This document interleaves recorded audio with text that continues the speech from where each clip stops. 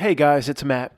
One of the easiest ways to jump into reality breakdown territory, if you want to get into that as quickly as possible, and I'm accused of going there too quickly. Matt, everything's not a reality breakdown. There's evil people in this world plotting and planning. Well, the pitch meeting, to me, is the easiest way to get there as quickly as possible. How did these things come about? Who was the first person that raised their hand and said, I have an idea for anything in this world that we take for granted? So a pitch meeting is a presentation where someone shares their ideas, products, or services with potential investors or clients. The goal is to convince them to support or invest in their idea. Okay, this is like, Shark Tank. This is mostly about business, but I'm going to use the term for who's the original creep that raised their hand, let's just say regarding the 7-Eleven submission of the job application in 2001, said, I have an idea.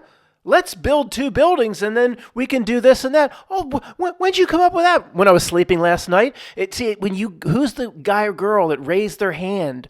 I have an idea. The Statue of Liberty. You could trace it back to Freemasons in France. It still doesn't make sense how it came to be. If you trace almost anything that's a gigantic fixture of this world up the river, up to its original tributary, it's like searching for a rainbow. Well, certainly you can see the rainbow. There's a beginning and an end. And when you get there, there's nothing there. That's what this reality does over and over again. It proves the supernatural aspect. When we do these pitch meetings, this could become a whole series. We could do, who's the original person that came up with the idea for this? And you can see how it just breaks down. How it would be almost impossible for that original idea to make its way as a permanent fixture into this reality, like the Statue of Liberty, one of 1,000 examples. Now that I'm staring at that for a minute, all I can think about is how come the Irish haven't sued General Mills out of existence? It's beyond stereotypical. It's downright. Can you say racist regarding I don't know any other way to describe it. How come the Irish haven't sued General Mills out of existence? Could you imagine if it was a black stereotype? I mean, are you kidding me? Yeah, me Lucky Charms. Could you imagine if it wasn't a little white leopard? Oh my goodness. Either way, I mean, they should put. Does this stuff still exist? They should be sued out of existence. Let me start off with an example that will be somewhat controversial to many of you. I hope you give me a few minutes to let this play out and not just start throwing cabbage and rotten eggs at me too soon. People are saying, I can hear you, saying, Matt, this whole pitch meeting thing, it shouldn't be in reality. There's nobody potentially that came up with the idea. You said it's how you jump into a reality breakdown territory, into the things that exist in this world. Matt, this ain't nothing but Freemasonic symbolism. Oh, yeah, okay, I hear you. But if any way, if you believe these symbols crosses into sigil magic or they're runes of some kind, and that introduces a supernatural element, does that not get us in the realm of reality breakdown? I mean, if you're just, I don't know, there's all different types of people that listen to this. There's witches and people that deal in grimoire. All different types are here. If that's an everyday occurrence to you, then I understand it's not a big deal. But for most people here, diving into the realm of sigil magic and runes, a ritual, energy harvesting, that is interdimensional potentially. That's not a reality breakdown. That's just normal everyday life to you. You can just spout off its Masonic symbolism, but why does it exist the way it exists? I think very quickly, if it's a runes or sigil magic, it gets into reality breakdown territory. But nevertheless, we can still do the same thing we were going to do regarding pitch meeting, and it's still just as funny. Just as friggin' funny. So, we need to design the back of the dollar bill. Who even meets to decide on this? The President of the United States? Yeah, sure. Go get a hot dog. Go get yourself here's $4. Mr. President, get yourself a corn dog. Now the big boys are going to talk, and the big girls, get the hell out of here. Whatever president this came under, I don't care. Was it FDR? I don't care. Who's the original group in the room that said we need to, for the modern version of the greenback, we need to design the back of the dollar bill? And somebody says, well, make sure it has the right sigil magic. Who is the people that even sit down to start this conversation? I mean, what would your neighbor say or your cousin That's just they just got some sketch artists and say, go do something cool. And the guy said, yeah, you like this pyramid I drew up? I drew a pyramid with an eye in the you like? Yeah, I like that. What does it mean? I don't know, but people like it. Where does it came? Where did it come from? So I mean, this whole pitch meeting, who's the original uh, four people that met and said, well, who can we get to put things on the back of the dollar bill that actually can harvest the loosh that we need? Every time a dollar bill is exchanged, way we can extract a little bit of energy. Who do we even get for that? Oh, Tim down here that lives in the cave. He's good at that. Who do you even go to? How do they even know where to go? I mean, that's where it gets into reality breakdown territory, guys. Just think about it. Okay, somebody says we need a new currency, a new look. Where do you go? Where do you go for that? You just, I'm going to knock on the door of the lodges. Oh, there's a lodge. Is the 33rd degree guys in there? I need some help with whatever symbol. But okay, it doesn't make any sense. It's just like, okay, this is a little, I mean, still some people will be upset at me. Matt, this is Secret Society 101, and it's not. Yeah, okay, well, we'll get into the whole reality breakdown thing slowly. Again, if you believe that if it's either to you pretty pictures or it's runes and sigil magic. If it's, I'm no expert on the latter, but if it's that's not reality breakdown territory? That something happens every time it's passed? Yeah, it is. This one is always fun to do, the Statue of Liberty. And if we're going to start a new series called Impossible Pitch Meetings Leading to a False Reality, it goes hand in hand with another series I think I started and ended and I never keep up with called Bullshit Backstories. Many of this in the pitch meeting series will have an associated bullshit backstory. This is one of the all-time classic bullshit backstories of all time, the Statue of Liberty. It was, Matt, don't you know, it was a gift from France. It was a gift. and then there's several layers of the bullshit backstory because the first great truther then says, oh yeah, if you research it, it was supposed to go to Egypt and stand over the Suez Canal in the port of Said. And then they were going to make it look, more like those people down there. And then they had to change it a bit. Oh, that's all bullshit. It's a multi-layered bullshit backstory. Every bit of it is bullshit. You can just go do some research. They'll tell you in history it was supposed to stand spread eagle over the Suez Canal. All bullshit. So just pointing out that bullshit backstories go hand in hand with our new series here, which is called Pitch Meeting. And for what we're doing here, I remind you guys, it doesn't matter what you think it is. We're not here to debate whether it's Apollo, whether it's Satan, whether it's a man, a woman, the esoteric meanings, a cult. That doesn't matter. Okay? We know it's not what they say it is. We agree on that? Yeah, anybody out there disagree? Getting in the weeds on what you think it is, and that's the face of Apollo. That's obviously a Roman nose. It's irrelevant, that conversation. We all think, okay, whatever it may be, pick one of those. It doesn't matter. So we know it's completely a cult, whatever. So again, who's the first person? 1800, whatever, whether it originated, it doesn't matter the country it originated in. Does anybody have an idea? See, it just makes no sense. We're going to craft this story that the Freemasons in France are going to raise some money, and there's this thing they're going to offer the United States called the Statue of Liberty. And we're going to do this, and we're going to do that, and we're going to show off the head, and we're going to show off the arm in New York, and we're going to try to raise money because we're going to pretend we don't have the money. Even though the people that made this thing appear in New York Harbor have controlled the world's money for thousands of years, back through the Knights Templar, they don't need any money, but they have to make it look good. Get these 10, 15 sons of bitches, put a suit and tie on them and get them out there with their tin cups. Anybody that walks by say, a nickel for the Statue of Liberty Fund? A dime? Oh, thank you, sir. A dime? A penny? A nickel? Anything you can spare? There's no government. There's no secret societies that want this thing up. Oh, we're going to make it look legitimate. Get these sons of bitches out there with their tin cups. Anybody that walks by, harass them for a nickel. That's what they did. But let's not lose sight of our new theme here, pitch meeting. Who's the original person that came up with the idea for this, no matter what it is? Why did they do it? I mean, this is where you very quickly get into reality breakdown territory. Any first grade truthers just want to say mockery? I mean, really, that's all you can do? Is that as far as you can go, just mockery? Yeah. See, to the first grade. It's mockery to the first grade truthers. It's about liberty, but then they're getting into a modern day. Anybody that comes off that boat, that ship, is getting themselves into indentured servitude. Yeah, that's first level stuff. This is high level occult stuff that, I mean, we probably can't even fathom. Go knock on all the doors of the lodges. They don't know what this is. It's high. It is a reality breakdown. Who's the small group that came up with this idea and why? What do they get out of it? It's dark, man. Yes.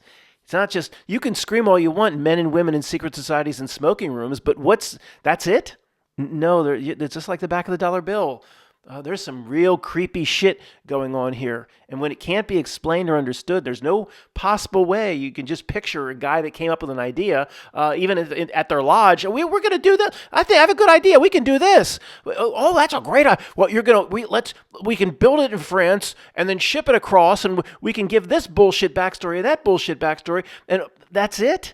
There's more to to me, it's fascinating. And again, you're not going to like all of my examples, but if most of these examples, if you trace them back, you'll see the original idea. Who came up with it? Who do you even present it to? And how do you execute it? That's the breakdown. The next topic for our new and exciting pitch meeting series, which proves fake world, is the landing. Neil Armstrong in a buzzed cauldron, 1969. And a certain element inside our truth research communities are throwing cabbage at me right now on Rotten Tomatoes. Let's address their objections first. Well, Matt, the Russians were doing this and that, and they did cake in a lake. Everybody here agrees it was cake in a lake, but they had to stay ahead of the Russians. Oh, sure. The graduate level truth researchers, there ain't no Russians. It's one system. Just a presentation of flags and bullshit borders, and you can prove that in about 10 seconds. If they caked it in a lake, because there's ideological battle going on around the world about capitalism versus communism and the Red Scare and this and that, and what's going to happen, we need to stop it in Vietnam, and it cannot spread any longer. We have to stop it in North Korea. The Russians would have spent every waking hour for 40 years pointing out, as they would do, that the U.S. cake in a lake did. They would say, we did it for real. We sent that son of a bitch Yuri Gagarin up there, that cosmonaut, that comrade.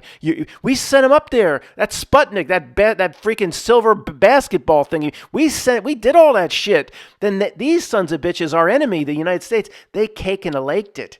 It would be all over everything. Every single UN presentation. What'd they do? Oh, my bad. They stay quiet. Because it's one system. They have to fool their population just like these governments have to fool their population. How quiet they stayed? Well, Matt, what do you expect them to do? Moscow's going to invite a CNN news crew and different news anchors over, and Moscow's going to explain to them how the U.S. in 1969 cake and laked the whole thing, and then those news people are going to go report and expose everything. What did you expect them to do? Well, there's a lot of things that could be done. You ever hear of shell companies and moving money around secretly and investment in certain companies? And you could endlessly push the message. All of a sudden, billboards start flashing in Times Square. See this son of a beach. Neil and Buzz call these sons of beaches. Nobody went. No, they couldn't flash billboards. By the way, there's no reporter then for the next 45 years will ever speak to a Russian leader. There's never going to be an opportunity to speak at the UN. There's never going to be an opportunity to speak at a global forum. No, it would be so hard for them to spread the word. If they really wanted to and wanted to put, say, $100 million a month behind it, that the U.S., and it would be the best way to, say, target their enemy, exposing the biggest lie of all time. What did they do? Nothing. They stayed quiet. It's basically the best proof in the world of all time of one world system. So once we get all the first grade truth or objections out of the way, and I'm sure they have a few more, but I just can't spend any more time on it. Regarding what we're doing here, pitch meeting leads to reality breakdown. The point is, if it is, let's say it is what I say, and it's groups, say, working together. Okay, just put it that way. Why would they even open up this can of worms? Why even cake and lake it? In other words, all it can do, right, if the world is what it seems to be, all it can do is there's how many opportunities for somebody to slip up and make a mistake. This proves fake world right here. If tens of thousands of employees, NASA, cosmonauts, astronauts, the ISS, hundreds of thousands of opportunities to slip up. Okay, so my friend Tony would come in right now and say, "That's right, Matt, you're proving our point," he would say. So let me get this straight, Matt. Hundreds of thousands of opportunities to slip up, and nobody ever did, at least not little subtle glances during the return press conference from Collins. Collins said, I don't think I saw stars. Oh, that's it. That's hundreds of thousands of opportunities to drop to talk and they just, nothing happens. As far as we're concerned, well, it's down to in terms of you ask people in the street, did the United States go? Say 25 years ago, it would be like 92% or 95% would say the United States went. It's less today, but I would still put it at about 85 to 90% would say the United States went. Now, I don't know how many, it's pushing, what, is it 60 years of pushing? I don't know how many years needs to go by before that percentage number drops. What if it's 1,000 years and nobody's been back? Would they still hold on? At some point, doesn't the time that's passed mean anything? But that's another conversation. Most people still believe in it. So someone like my friend Tony would say, "That's right, Matt. You're making my point. 200,000 opportunities to screw up, to slip, to make a mistake, to talk, deathbed confession, whatever it may be. Yet 90% or around that still believe it. They haven't made any major mistakes. Matt," they would say to me, "that proves that guess what? You guys won't even put this on the table, but it proves it happened." But that's the thing. We know it didn't. So you get into a very strange reality breakdown territory. Who's calling me? Sorry, that was NASA offering me $50 to stop trying to expose them. But here's where it gets very strange, guys. Everybody listening to this, our group, nobody, obviously, okay, we all agree. Bugs Bunny talking to what was that, little Marvin the Martian? That's more real. No, we're not even joking. Hello, Marvin the Martian is more real. Because I'm not joking, because there's nothing that happened in Houston. Okay. So why did they do it? See, all they're doing is opening up a can of worms on themselves. Why not just, why do you have to go here? Just be, I mean, I was going to say be honest, but that's the thing. Maybe like the contractual rules of the reality, a minion type here, or whatever their incarnation is, it always has to have a trick. It always has to be hiding behind a lie. It can never just be honest. Like, what do they have to gain by just trying to create this gigantic lie for 40, then 50 years, 60, and now it has to keep going and ongoing and ongoing. It gets so big. Again, that this is a reality breakdown. That we're pretty convinced in our position, right? So my friend Tony has an excellent point. He would say, "So Matt, you say how many years and nobody's been back, and I hear you, but we'd say, so then 10 more years go by and they continue. Are they faking things, Matt?" And we'd say, "Yeah, of course they're faking things." Then another 20 years. And are they continue to fake? Oh, they have to continue faking forever. Then 50 years. Do they have to continue faking? Yes, they continue faking. And nobody, they're never exposed. So Matt, maybe you guys are wrong. See, it's too perfect. It's a Goldilocks reality. It's a fake reality. Why even go here? Just, if anybody asks, Kennedy didn't have to make that speech. "I promised American people that before the end of the decade, we will put a man on the moon." I mean, he didn't have to go there. Just say nothing. So if anybody in a press conference says, "Are we ever going to try to get anybody up to that thing called the moon?" No. We're not trying for that. We have problems here at home. Next question, just make it go away. Could have instead of taking on a 60-year lie, could have just made it go away. The reality breakdown is, why did they take it on in the first place? And what we're doing here, pitch meeting, means go right back to the initial guy or girl that had the idea. I don't know, how would that come about? The idea that they're going to cake in a lake, fake this and that over a whole, not 10-year period, through today. So somebody raised their hand. I mean, this is where it breaks down. What's it matter? It's at the lodge. Whatever. It doesn't matter. Could be lying under Satan's throne with his Cerberus hellhounds. I have an idea.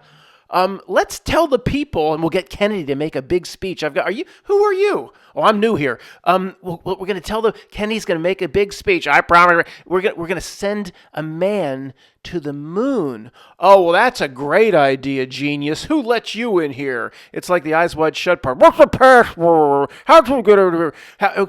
Oh, that's a great idea. See, then you and I know we can't go, so then we have to successfully and successively lie for hundreds of years in a row. So you're opening up the biggest lie of all time that needs to be backed up decade after decade after decade. Oh, that's a great idea. Who let you in here? What we'll do is just if somebody asks, are we going to try to send men up there? We say, no, we can't do that. Next question. This is where the breakdown comes in, guys. Thanks for listening. We could do a whole YouTube channel with nothing but pitch meeting for the next 10 years.